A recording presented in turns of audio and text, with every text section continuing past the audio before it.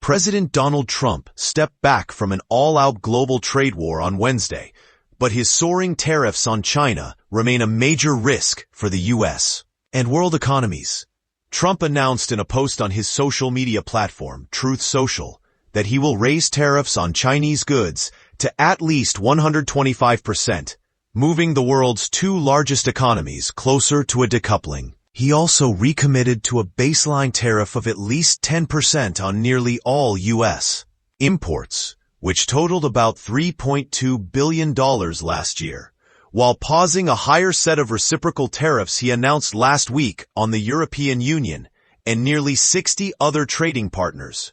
Taken together, Trump's 10% baseline tariff and sky-high duties on China still add up to a massive import tax increase on one of the country's top trade partners that is likely to raise prices for many consumer products and for intermediate goods used by manufacturers.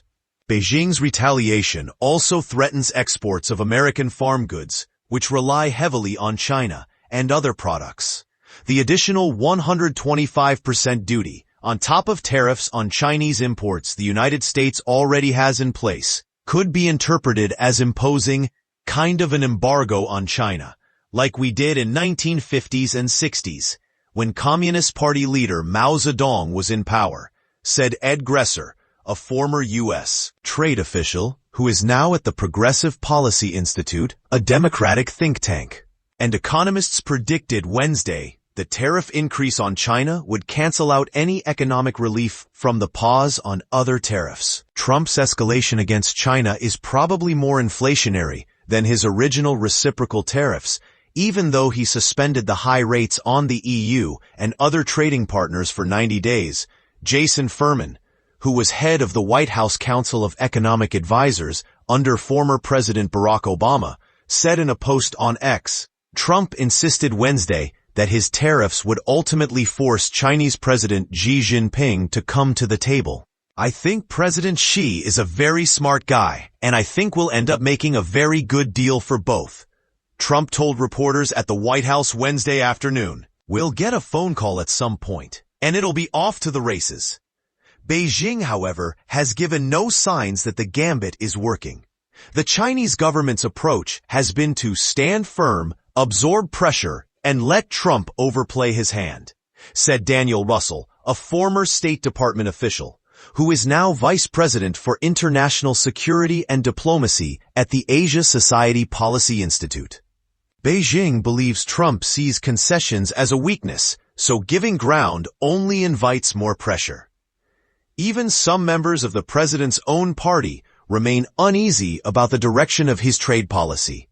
The tariff pause announced Wednesday eliminates some of the downside speculation right now, but it doesn't eliminate any of the uncertainty unless you start seeing a deal float pretty quickly over the next couple of days with some of the major trading partners, Senator Tom Tillis, RNC, said at the Capitol. The United States and China, which traded nearly $582 billion worth of goods last year, have been engaged in a series of tit-for-tat tariff moves that Trump began not long after he entered office to pressure Beijing to do more to stop fentanyl from entering the United States. It started with a 10% duty on Chinese goods, which was doubled to 20% in March. Trump increased the rate last week to 54% by adding a 34% duty to offset Beijing's unfair trading practices.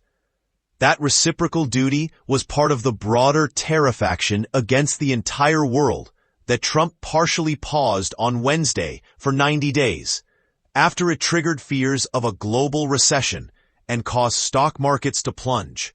When China retaliated by imposing an identical 34% duty on American goods, Trump announced an additional 50% tariff. Beijing moved once again to match Trump's higher rate Wednesday, prompting the U.S. president to announce on Truth Social he was raising the U.S.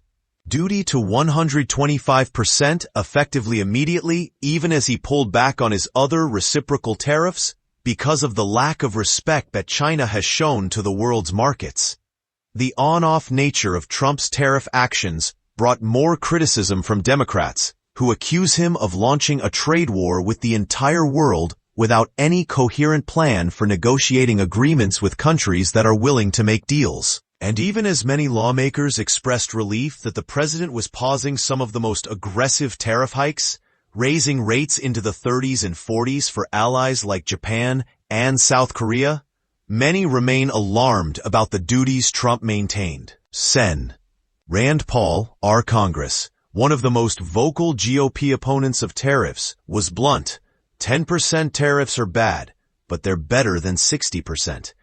Paul added that he is concerned about the effect the escalating trade war could have on Taiwan, a key U.S. partner that has close economic ties to China. Jacking up the tariffs on China and going into an all-out trade war with China isn't good for our country, isn't good for Taiwan, Paul said. The moment that there's no more trade with China, I think that only encourages bad outcomes for Taiwan. So I think that trade with China is good for our foreign policy, but it's also good for the consumer. Trump isn't pausing tariffs. He's putting a new 10% tax on everything Americans buy and prolonging the chaos for small businesses and pain for retirees and families. Senator Ron Wyden, D.R., the top Democrat on the Senate Finance Committee, said in a statement, "The lack of certainty and predictability continues for the next 90 days and leaves millions of Americans stuck in a painful state of suspended animation about what's next for as long as Trump is president," Wyden added. "I'm also concerned the all-out trade war with China could reduce their cooperation against the deadly fentanyl epidemic plaguing our communities," he said.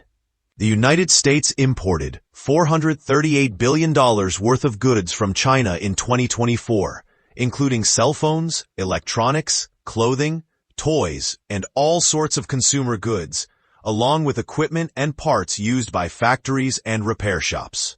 Trump's tariffs will put pressure on American companies to find other suppliers to replace those Chinese goods, which accounted for more than 13% of total U.S. imports last year.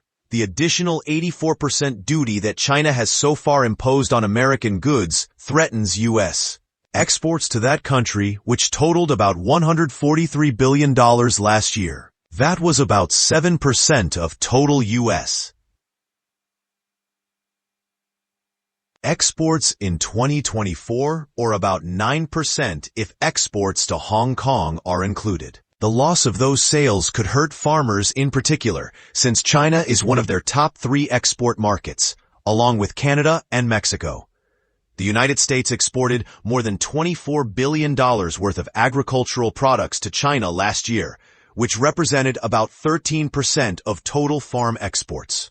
A sharp drop in those sales could contribute to the growing U.S. agricultural trade deficit, which USDA already has forecast at a record $49 billion in fiscal 2025 U.S. Farm exports to China plummeted during Trump's first term to a low of $9.2 billion in 2018, less than half the level before he took office as a result of his earlier trade war with China. That led the administration to spend more than $20 billion to bail out the farm sector. Trump could try that again and also pursue a trade deal with Beijing, along the lines of the Phase 1 deal he signed with President Xi in early 2020, Gresser said. Despite his tough rhetoric, his decision to invite a Chinese official to his inauguration suggests he is eager to strike a deal with China that he can trumpet, Gresser added.